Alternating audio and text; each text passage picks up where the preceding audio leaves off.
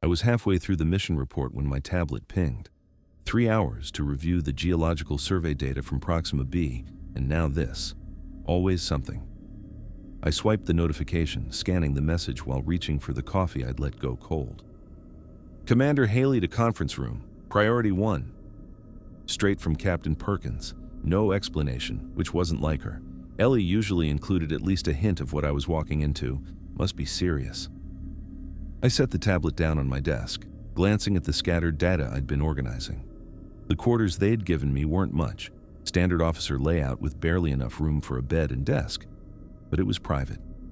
After 15 years in service, privacy meant more than square footage. The coffee tasted as bad cold as it had warm. I downed it anyway, needing the caffeine. Sleep hadn't been great lately. Dreams kept waking me up, weird ones that felt too real and faded too quickly. I straightened my uniform and headed out. The Endeavor's corridors were quiet this shift. Most of the science team was either sleeping or buried in their labs processing the Proxima data. We'd spent 3 months collecting samples from the exoplanet's northern hemisphere, and everyone was eager to justify the mission's expense.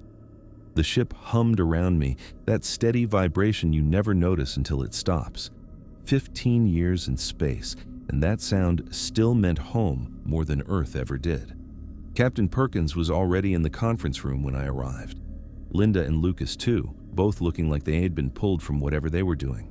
Linda's hair was coming loose from her usually perfect bun, and Lucas still had a diagnostic tool clipped to his belt. "Commander?" Ellie nodded at me, no smile. "Take a seat." I did, noting the tension in her shoulders. "What's happened?" She activated the display in the center of the table. "We've received a distress signal." The holographic projection showed a vessel I recognized immediately. Sleek research design, about half our size.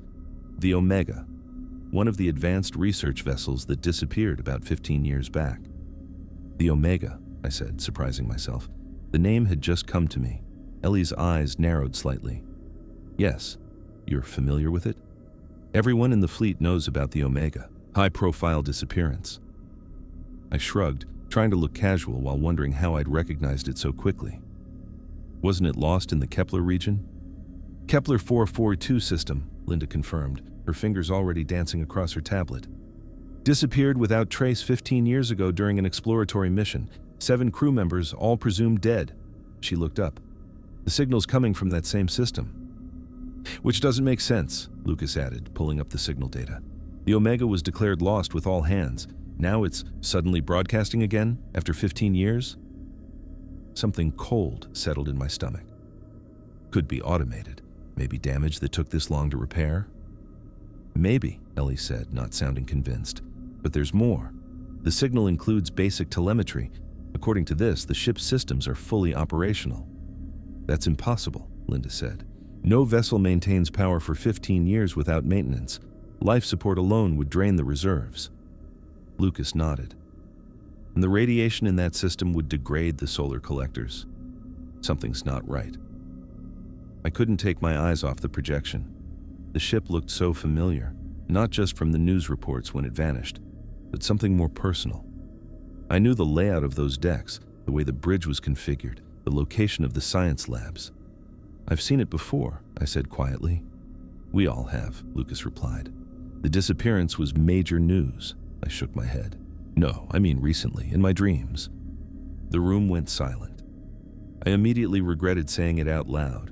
Dreams weren't exactly professional briefing material. Ellie's expression shifted from surprise to concern. "Your dreams?"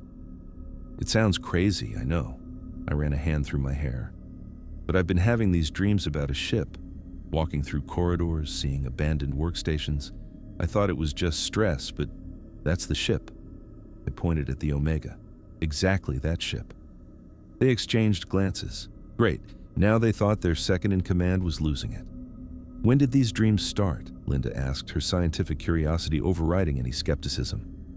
"A few weeks ago, getting more frequent lately." Lucas cleared his throat. "Could be coincidence. The Omega was a famous case. Maybe you saw images years ago that resurfaced in dreams." "Maybe," I said, not believing it. Ellie brought us back to the matter at hand. "The Admiralty has ordered us to investigate.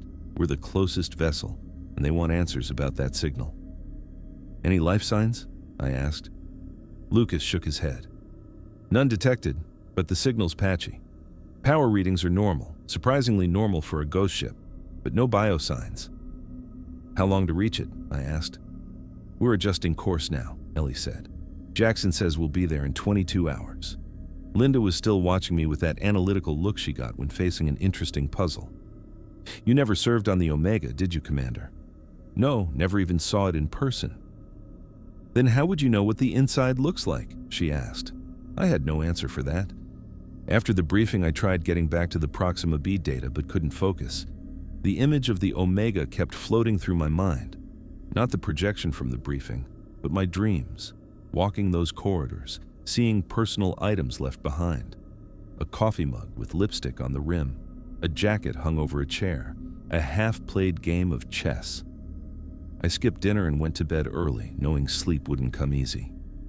When it finally did, the dreams returned, more vivid than ever. I was on the Omega again, moving through familiar passageways. The ship was empty but immaculate, no signs of struggle or damage. I passed a science lab where microscopes and sample containers sat ready for use. In the mess hall, I saw trays with food that looked fresh but untouched. Most disturbing were the personal quarters. A child's drawing pinned to a wall, a novel open on a nightstand, bookmarks still in place, everything preserved as if the crew had just stepped away for a moment. I woke up sweating, the details still sharp in my mind. 4 a.m, no point trying to sleep again. I showered, dressed, and headed to the observation deck. It was empty this time of cycle. Perfect. I needed space to think. The stars stretched out beyond the viewport, countless pinpoints against absolute darkness. Somewhere out there was the Omega, waiting for us. Waiting for me, it felt like. Why was I dreaming about a ship I'd never seen? How did I know the details of its interior? None of it made sense. I stayed there until shift change, watching space drift by and trying to convince myself there was a logical explanation. There had to be. 18 hours later, we arrived at the Kepler 442 system. I joined the others on the bridge as Jackson maneuvered us toward the coordinates of the signal. There she is, he said, pointing to the view screen. And there it was. The Omega. Just like in my dreams, just like in the projection. But real now, floating against the backdrop of stars.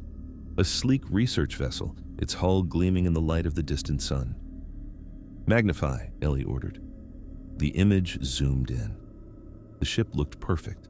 No damage, no signs of age or wear.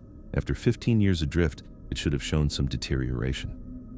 That's impossible, Lucas muttered, checking his readings. Hull integrity at 100%, no micrometeorite damage. It looks like it just left space dock. Linda was equally baffled. No signs of radiation damage to the exterior. It's pristine. I couldn't speak. Every detail matched my dreams exactly. The configuration of the sensor array, the placement of the airlocks, even the registration number painted on the hull. Life signs? Ellie asked. Still nothing, Lucas confirmed. But all systems appear operational. It's like the crew just vanished.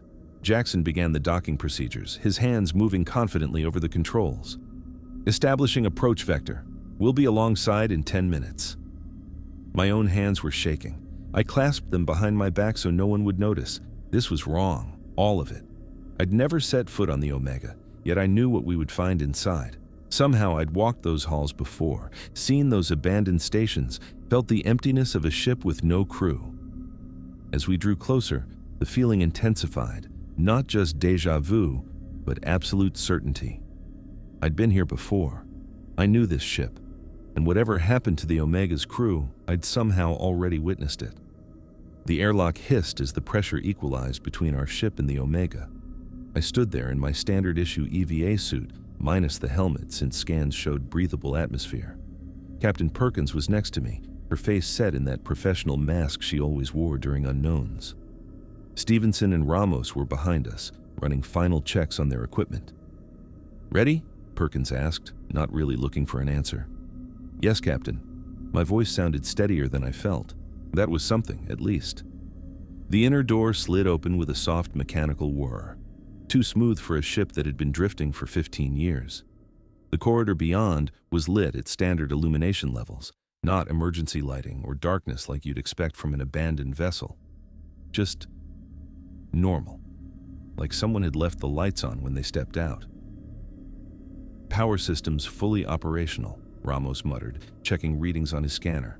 Environmental controls, life support, artificial gravity, all nominal. I took the first step inside. The sensation hit me immediately, this crushing weight of familiarity. My foot knew exactly where to land. My hand reached out automatically to steady myself against a bulkhead that I shouldn't have known was there. "Commander?" Perkins was watching me. "I'm fine." I wasn't fine. I told you about the dreams. We moved deeper into the ship. The main corridor stretched ahead exactly as I'd seen it 100 times in my sleep. The slight curve to the left, the service panel with the small dent near the floor, the emergency station with its red box mounted precisely at shoulder height. "This isn't right," Stevenson said, her scanner sweeping the area. "Look at this." She pointed to a small table mounted to the wall where someone had left a mug. I stepped closer. The liquid inside, coffee from the smell of it, was still warm. Steam rose in a thin wisp from the surface. "That's impossible," Ramos said, moving to examine it himself. "There's more." Stevenson directed us to look around the common area we'd entered. It was like someone had pressed pause on daily life. A jacket draped over a chair, a data pad open to what looked like a personal message, a half-eaten protein bar on a plate. Not the scene of an emergency evacuation or catastrophic event, just an ordinary day interrupted. "Organic materials," Stevenson continued, her scanner making soft beeping sounds as she worked. "The food, the coffee, even the oils from fingerprints on surfaces. They should have decomposed years ago. There should be dust, degradation, something. And it's like time stopped," Perkins said quietly. "Or never passed at all," I added. We moved through the common area toward the bridge. Every step I took felt rehearsed. I knew to duck slightly under the lowered overhead panel near the nav station. I knew which floor plates made that subtle hollow sound when stepped on. I knew the bridge would have 7 stations arranged in a horseshoe configuration around the captain's chair. And it did. "How are you doing this?" Ramos asked, watching me navigate. "I don't know."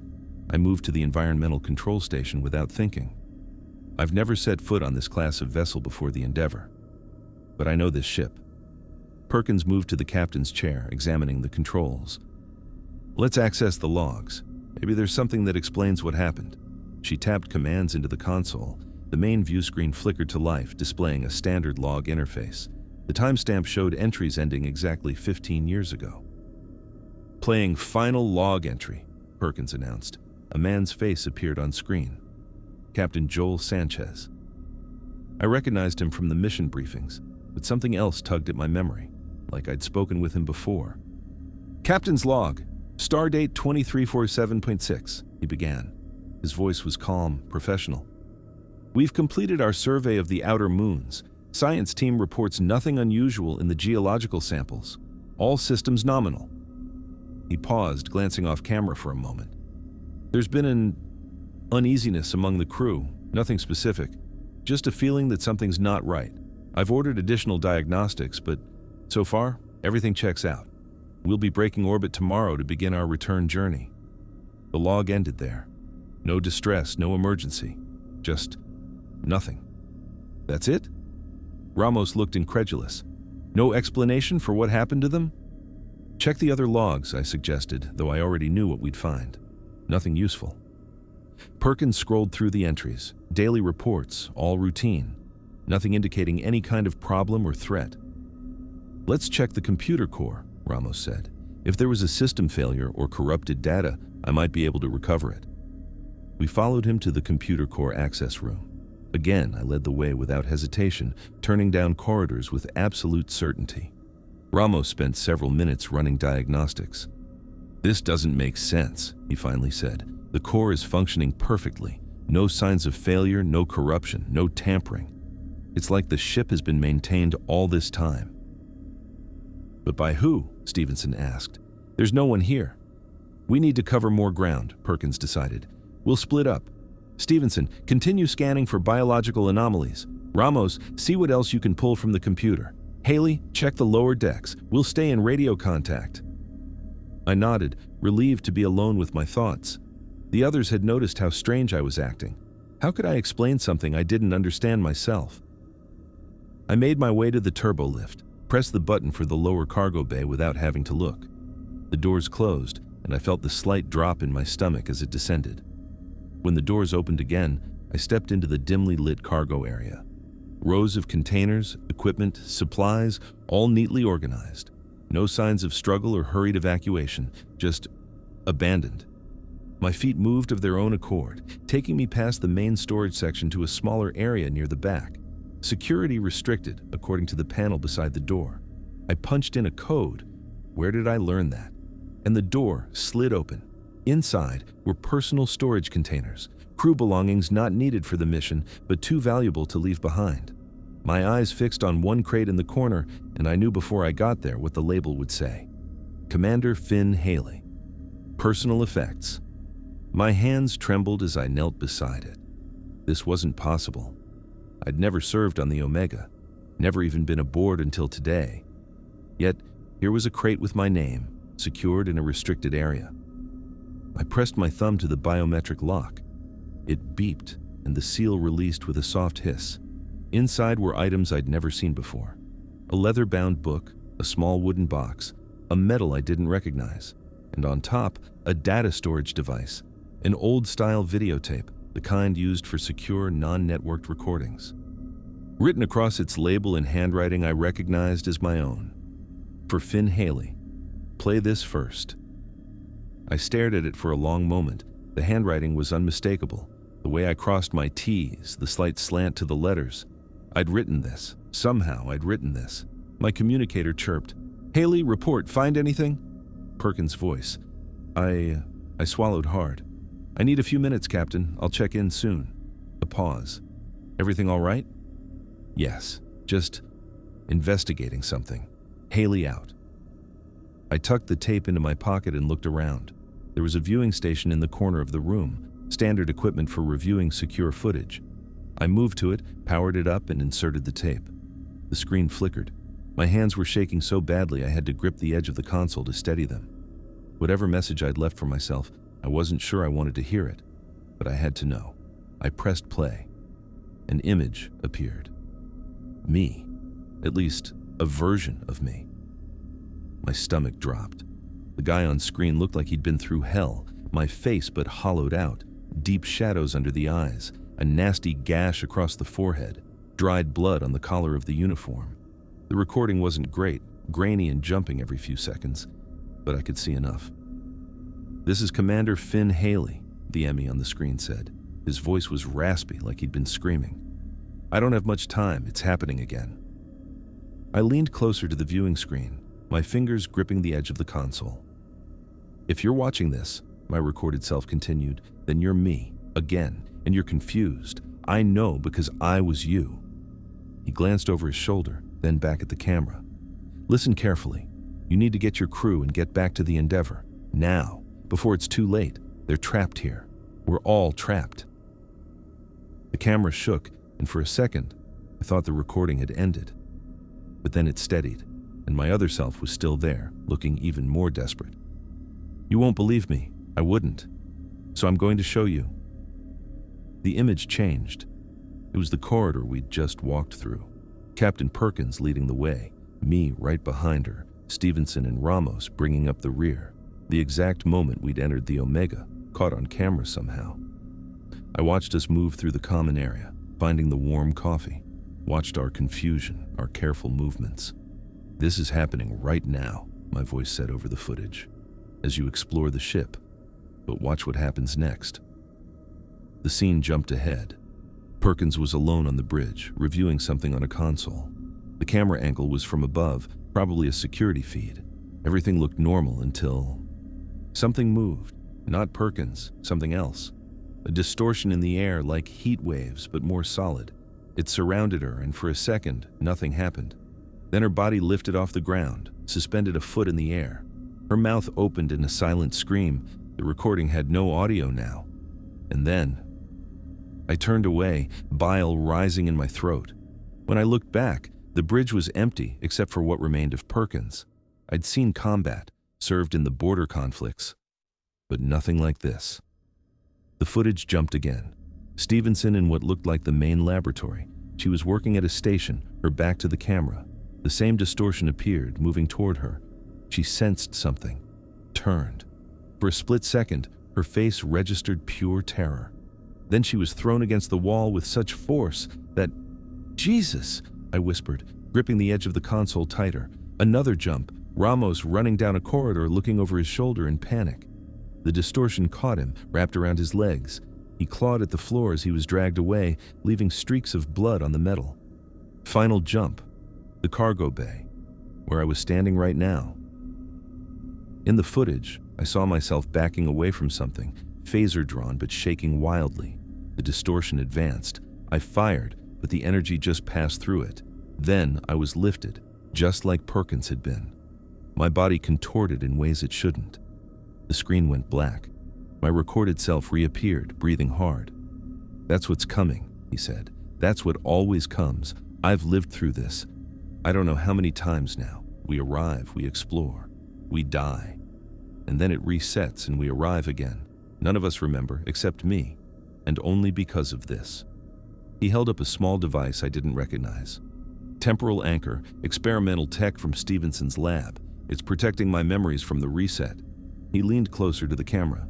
"Do not leave. If you try to leave, it gets worse.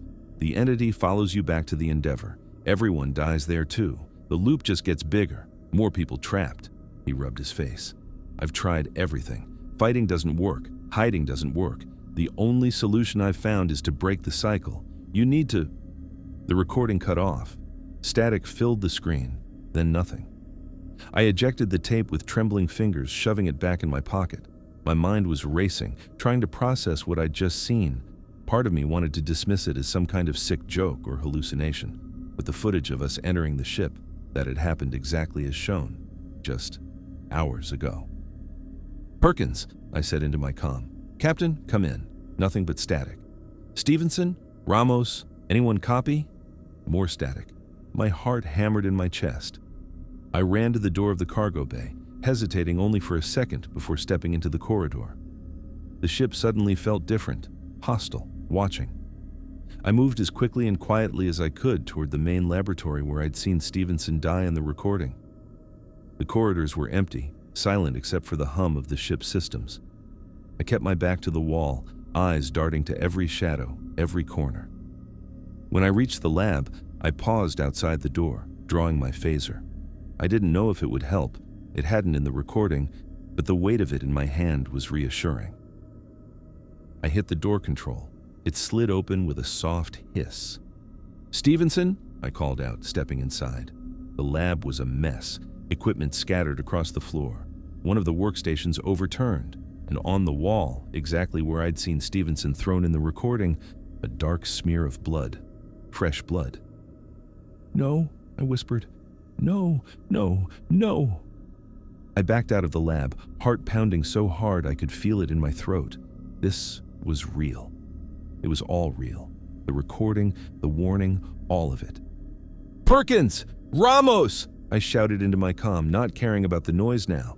"Emergency! Fall back to the airlock immediately!" Nothing but crackling static answered me. I had to find them, had to warn them. I headed for engineering, where Ramos would most likely be. The corridors seemed longer now, the lights dimmer. Every shadow made me flinch. Every sound froze me in place. When I reached engineering, the door was already open. I stepped inside, phaser raised. "Ramos?" The room was silent.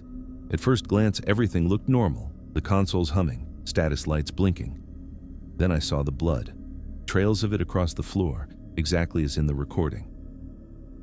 I followed them around a large coolant tank and found what was left of Ramos. Just torn flesh and the tattered remains of his uniform. I stumbled back, dropping to one knee and fighting the urge to vomit. This couldn't be happening. But it was, exactly as my other self had shown me. Perkins. I had to find Perkins. Maybe there was still time. I ran through the ship, no longer caring about stealth. The bridge. She had to be on the bridge. As I moved, I noticed changes in the ship around me. Furniture overturned in the common area. deep gouges in the walls of the corridors, as if something immensely powerful had clawed at the metal. The air felt thicker, harder to breathe. The entity was hunting us, one by one, just as the recording had shown. And if I didn't find Perkins soon, she'd be next. Or maybe I would. The thought sent a fresh surge of adrenaline through me, pushing me faster through the increasingly hostile environment of the Omega. I gasped awake, sitting bolt upright. My hands flew to my chest, feeling for broken ribs, for blood, for wounds. Nothing, just my regulation sleep shirt, my chest rising and falling with each panicked breath. I blinked rapidly, trying to orient myself. Gray walls, standard issue bedding, the soft hum of engines. I was in my quarters, on the Endeavor. What the hell? I whispered, running my hands over my face. A dream? It had felt so real. The Omega, Perkins, the entity, my death. I stumbled out of bed, nearly falling. My legs felt weak. I made it to the bathroom, flipping on the light, half expecting to see blood still covering my face. The mirror showed only me, pale, shaking, but uninjured. No blood, no wounds, nothing. I splashed cold water on my face, trying to steady myself. It had been so vivid. I could still taste the blood in my mouth, still feel the pressure crushing my ribs. "Computer, date and time," I called out. "Stardate 22/7/13, 600 hours," the computer's voice answered smoothly. I froze, water dripping from my chin. That date, that was the morning we received the distress call from the Omega. The intercom chimed, making me jump. Then, Captain Perkins's voice filled my quarters. "All senior staff to the conference room. We've received a distress signal from the Omega." My legs gave out. I sank to the floor, back against the wall, as the horrible truth crashed over me. Not a dream. A reset. The time loop my recorded self had warned about. I raised my trembling hands, examining them. No cuts, no bruises, but my mind remembered everything. Finding the tape, watching Ramos die, seeing Perkins torn apart, feeling my own body crushed. The memories were intact, complete. The temporal anchor had worked. I remembered it all, and now it was starting again. I sat there on the floor for I don't know how long. My hands wouldn't stop shaking. The cold metal wall against my back was the only thing that felt real. "Commander Haley, please report to the conference room immediately." Perkins's voice came through the intercom again, exactly the same as before. Same tone, same words. I pushed myself up, legs still wobbly. Got to the sink and splashed water on my face. The face looking back at me in the mirror didn't have the cuts and bruises I remembered feeling. But the eyes, those were different. They'd seen things now. My uniform was hanging where I'd left it. I put it on mechanically, muscle memory taking over while my mind raced. I knew what was coming. The briefing, the Omega. That thing waiting for us inside. The corridors were quiet as I made my way to the conference room, just like before. Everything the same.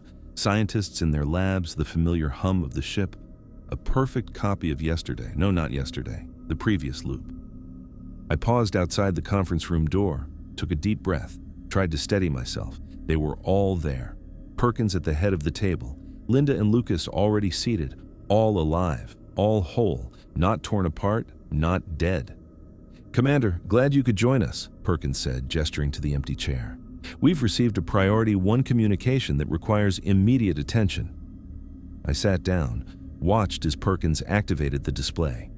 The Omega appeared, just like before, the ship that had been missing for 15 years. At 0200 hours, we intercepted a distress signal from the long-range exploration vessel Omega, she said. Word for word what she'd said before. I couldn't take it. "It disappeared 15 years ago in the Kepler 442 system," I said, cutting her off. "All 7 crew members were presumed dead, but the ship looks perfectly operational, like it's been maintained. There's no sign of external damage." The room went silent. 3 pairs of eyes stared at me. "That's correct," Perkins said slowly. "How did you know that?" "Because we've done this before," I said. My voice sounded strange to my own ears, too calm. "We're in a time loop. We received this distress call. We investigated the Omega, and we all died." Lucas laughed nervously. "Commander, with all due respect, the Omega has 4 decks," I continued, ignoring him. "The bridge is on deck 1, captain's quarters adjacent. Engineering is on deck 4, aft section. The cargo bay has a restricted section with personal storage containers. Inside one of them is a crate with my name on it. The laughter died in Lucas's throat. Inside that crate is a videotape, I said. A recording I made, warning myself about what happens when we board that ship.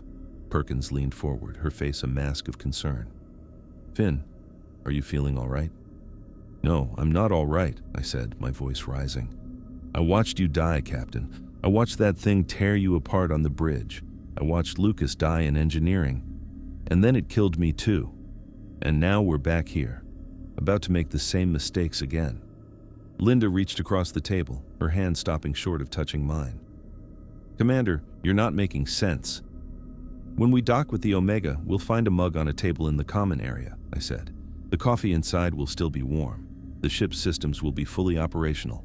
The last log entry will be from Captain Joel Sanchez, reporting routine operations and mentioning unease among the crew. I looked at each of their faces. Perkins's professional concern, Linda's medical assessment gaze, Lucas's open skepticism. You think I'm having some kind of breakdown, I said. I get it. I would too. Perkins tapped her comm badge. Dr. Kepler to the conference room, please.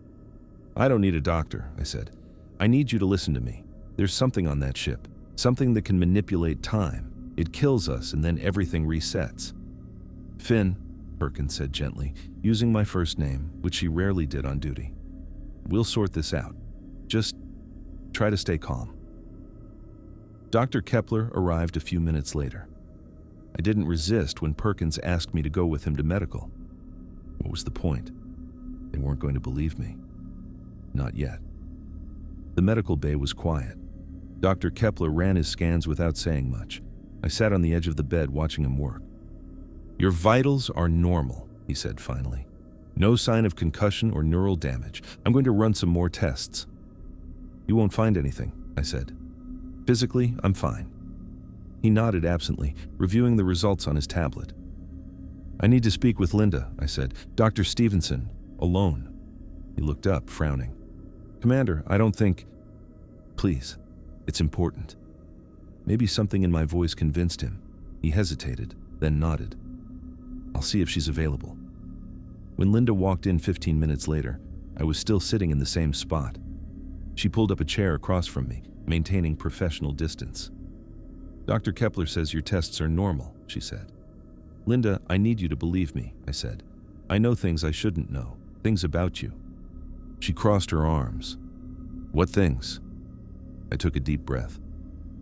You have a small scar on your right ankle from when you fell off your bike when you were 9. You keep a picture of your grandfather in your quarters. He's standing on a fishing boat. You're allergic to strawberries, but you eat them anyway and just deal with the hives. Her eyes widened slightly. How do you know about my grandfather? We've been through this before. Many times, I think. Each loop, I learn more about all of you. That's not possible, she said, but her voice had lost some of its certainty. Bah, I know it sounds crazy, but I need your help.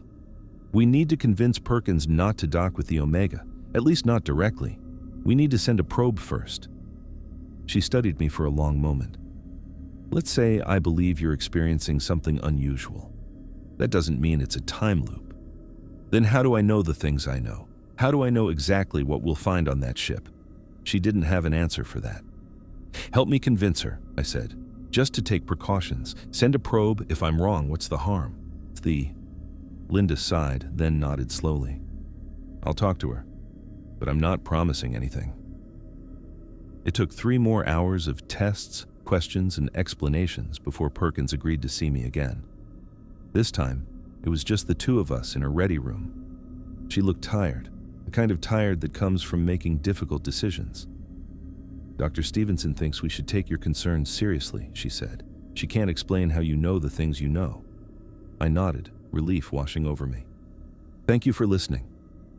I haven't agreed to anything yet, Perkins said sharply. What exactly are you proposing?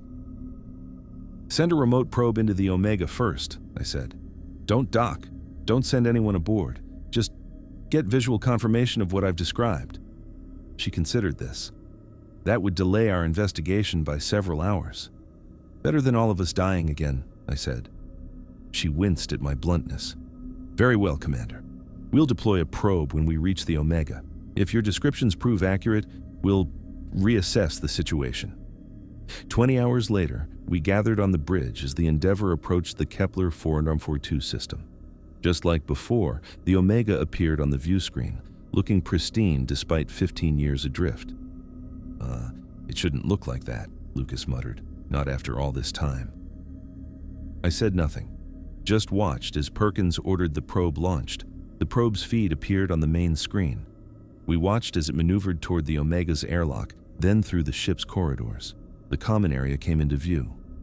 There, I pointed, the mug on the table. The camera zoomed in. A ceramic mug sat on a table, steam visibly rising from it. Lucas swore under his breath. "Continue," Perkins ordered, her voice tight. The probe moved through the ship following the path I'd described. Bridge, engineering, finally the cargo bay. "In the back," I said. "The restricted section. There's a keypad lock." "What's the code?" Perkins asked. 47190. We watched as the probe's mechanical arm input the code. The door slid open. "Third container on the left," I said quietly. The camera panned to show the storage containers. The third one had a label clearly visible. Commander Finn Haley, Personal Effects. The bridge was completely silent. Perkins turned to me, her face pale. "It seems you were telling the truth, Commander. The question now is, what do we do about it?" I took a deep breath. We find a way to break the cycle, and this time, we all survive. I watched the numbers climb on my sensor display, frowning as they spiked again. Something was definitely off with the energy readings coming from the Omega, the cargo bay specifically, the exact spot where Finn said he found that tape of himself. "Captain, you need to see this," I said, adjusting the calibration to make sure it wasn't just a glitch. Perkins moved behind my station, leaning over my shoulder to look at the readout. "What am I looking at, Ramos?" "Energy fluctuations, not consistent with normal ship systems." I pointed to the pulsing pattern on the screen. "See how it's almost rhythmic? That's not mechanical, and it's concentrated in one specific area of the ship." "The cargo bay," Finn said from across the bridge. He'd been pacing for the last 20 minutes, barely able to keep still. I nodded. "The exact coordinates match where you said you found that crate with your name on it." Linda joined us at my station, her analytical mind already working through the implications. "Can you isolate the signature? Compare it against known energy patterns?" "Already tried." I pulled up the comparison charts I'd been working on. "It doesn't match anything in our database. Not radiation, not electromagnetic, not thermal." "Could it be the entity?" Perkins asked. I shrugged. "Maybe, but what kind of entity leaves an energy signature like this?" Linda's eyes widened slightly as she studied the pattern. "What if—" She paused, like she was afraid to sound crazy. "What if it's not corporeal? What if we're dealing with something that exists outside normal physical parameters?" "You mean like a ghost?" I couldn't keep the skepticism from my voice. "No," she said firmly. "I mean like a life form that doesn't have a physical body the way we understand it. Something that might interact with consciousness rather than matter." Finn stopped pacing. "That would explain why physical weapons didn't work. I shot it with a phaser and the beam just went right through." "And why the ship looks perfectly preserved after 15 years, Linda added. "If it's not interested in the physical environment, only in the consciousness of the crew." "It's keeping us in a loop," Finn said quietly. "My recording warned that we keep repeating the same events. What if that's how it feeds? Trapping consciousness in repeating patterns to extend its feeding cycle?" The bridge went quiet. It sounded insane, but after what we'd seen with the probe confirming Finn's impossible knowledge, insane theories were all we had left. "We need to know more before we make any decisions," Perkins said. "Ramos, can you reconfigure the sensors to give us a more detailed analysis of that energy signature?" "I can try, but the resolution at this distance isn't great. We'd get better readings if—" "We are not docking with that ship," Perkins cut me off. "Not after what Commander Haley has told us." Finn walked over to the main view screen, staring at the image of the Omega floating serenely against the backdrop of stars. My recording said something specific. It said, "Do not leave," not "Do not enter, do not leave." "What's the difference?" I asked. "Maybe the danger isn't in boarding the ship. Maybe it's in trying to escape once we're aboard. He turned to face us.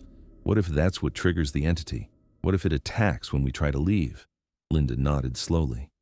That would make sense if it's feeding on consciousness. It wouldn't want its food source to escape. So what are you suggesting? Perkins asked, her tone cautious. I go in alone, Finn said. Just me. If I'm right about the loop, I've done this before. I know what to expect. Absolutely not, Perkins shook her head. I'm not sending you in there alone after what you've described. We could set up a quantum-linked communication device, I suggested, the idea forming as I spoke. It would allow us to maintain contact regardless of interference. We could monitor everything Commander Haley sees and hears. Finn nodded. And if something goes wrong, you'll know immediately. You can break orbit and get the Endeavour to safety. I don't like it, Perkins said. None of us do, Linda replied. But if Commander Haley is right about the time loop, we need to try something different to break the cycle. And this is different. I looked back at my readings. There's something else. These energy fluctuations, they have a frequency. If we can identify the exact pattern, we might be able to create a device that disrupts it. Like jamming a signal? Finn asked. Sort of. More like creating an interference pattern that would make it difficult for the entity to maintain cohesion. It might not stop it, but it could slow it down or make it visible. How long would it take you to build something like that? Perkins asked. I did some quick mental calculations. Maybe 3 hours? I'd need to recalibrate some of our scanning equipment, but the basic components are all standard issue. Perkins looked at each of us in turn, then let out a heavy sigh. 3 hours. Ramos, get to work on that device. Linda, I want you to help him analyze that energy signature. Commander Haley, she paused. Get some rest. If you're going in there, I need you sharp.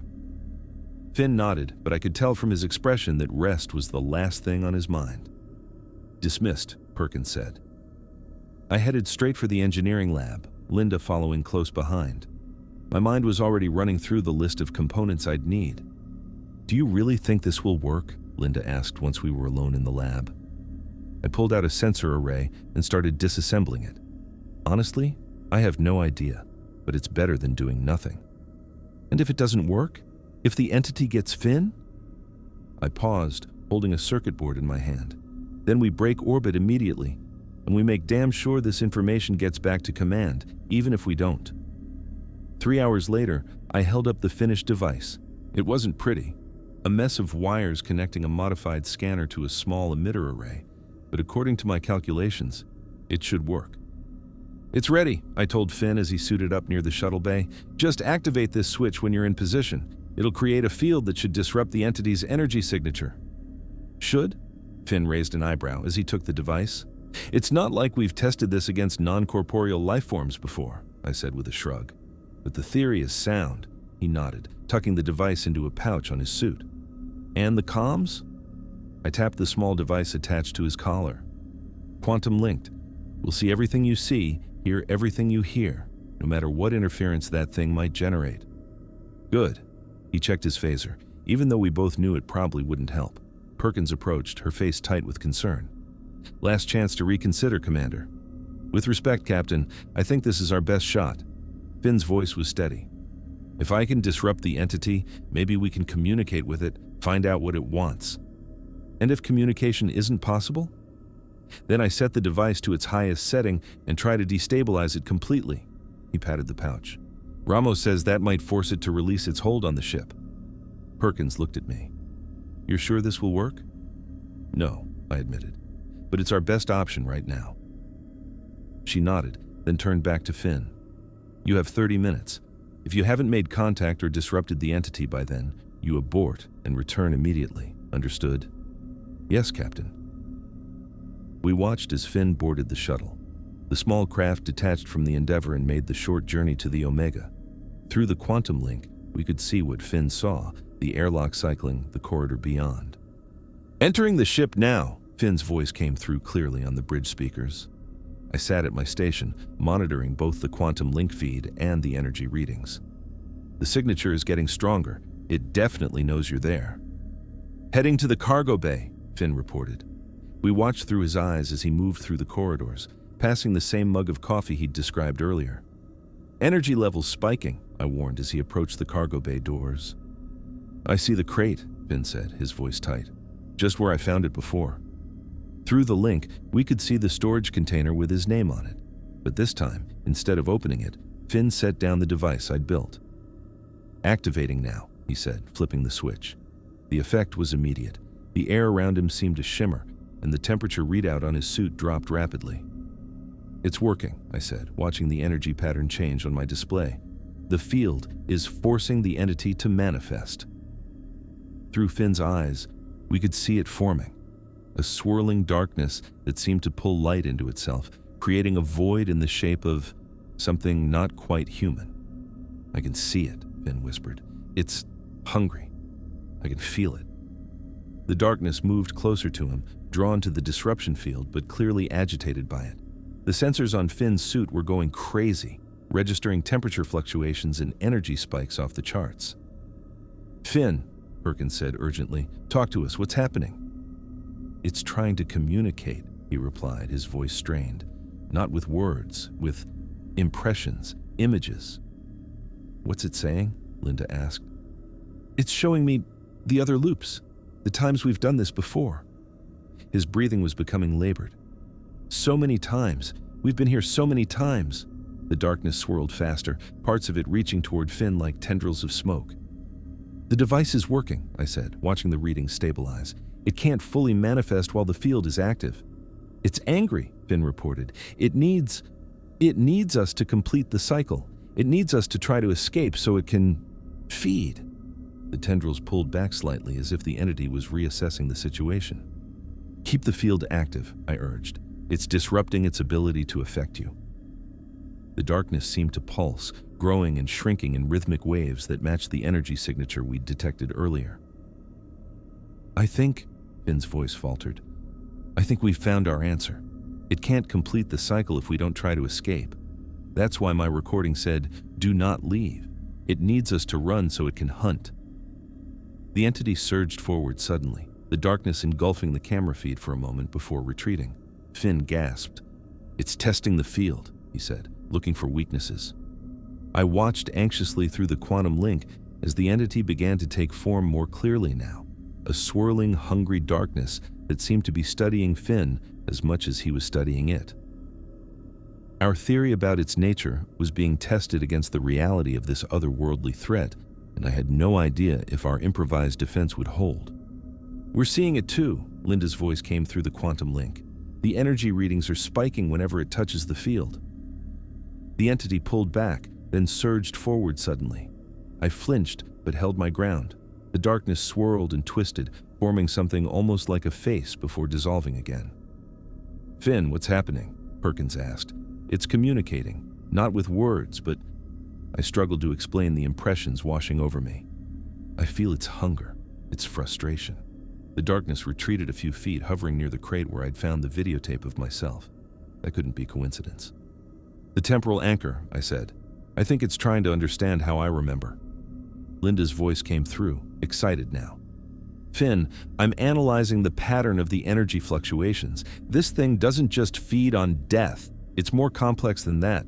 The readings spike highest when the entity interacts with your brain patterns. What are you saying? It feeds on consciousness, specifically on fear and desperation, the knowledge of being trapped. That's when it clicked. What my previous self had meant in the recording. It needs us to try to escape, I said. That's why it lets us get close to leaving before it resets everything. The hope of escape, followed by the desperation when it fails. That's what it wants. A perfect feeding cycle, Linda said. It creates the conditions for maximum emotional output, then harvests it. The entity swirled more violently now, as if agitated by our understanding. The darkness pressed against the disruption field again, causing it to flicker. The field won't hold much longer, I said. I need to do something. Perkins cut in, her voice tight with concern. Haley, get back to the shuttle. That's an order. I shook my head, even though she couldn't see me.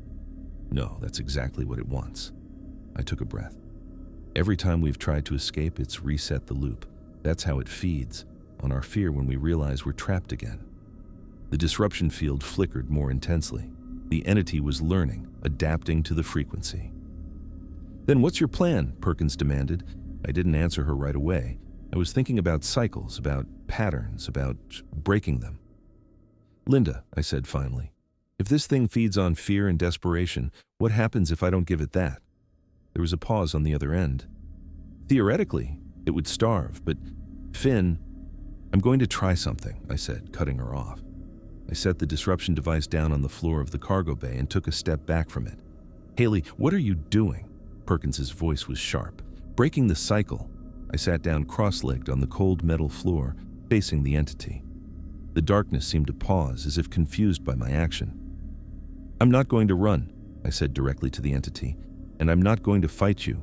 I'm just going to sit here and accept that this is happening. The darkness shifted, tendrils of it reaching toward me but stopping short, uncertain. It's responding to you, Linda said through the comm. The energy pattern is changing. I kept my breathing steady, focusing on the present moment. Not on escape, not on the past loops, just on being here now. I understand what you are, I told the entity. You need my fear, my desperation, the cycle of hope and failure.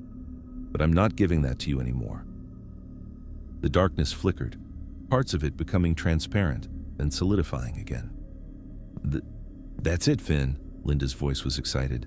The readings are fluctuating. It doesn't know how to respond to this. I stayed seated, keeping my mind focused on acceptance rather than escape. It wasn't easy. Every instinct screamed at me to run, to fight, to do something. But I understood now. Action was what fed it. You've been alone out here for 15 years, I said to the entity, taking the same crew through the same cycle over and over. But I'm breaking that cycle. Right now. The darkness seemed to pulse, growing thinner in places. Ramos here, a new voice came through the comm. Commander, the entity's energy signature is weakening. Whatever you're doing, it's working. I nodded, not taking my eyes off the entity. It needs our fear to maintain itself in our reality. Without it, it can't hold its form. The darkness was definitely receding now, becoming more transparent. I could see through it to the cargo bay wall behind.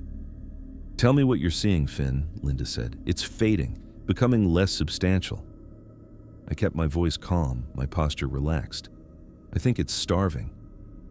As the entity continued to dissipate, I noticed something behind it, a data pad wedged between two crates.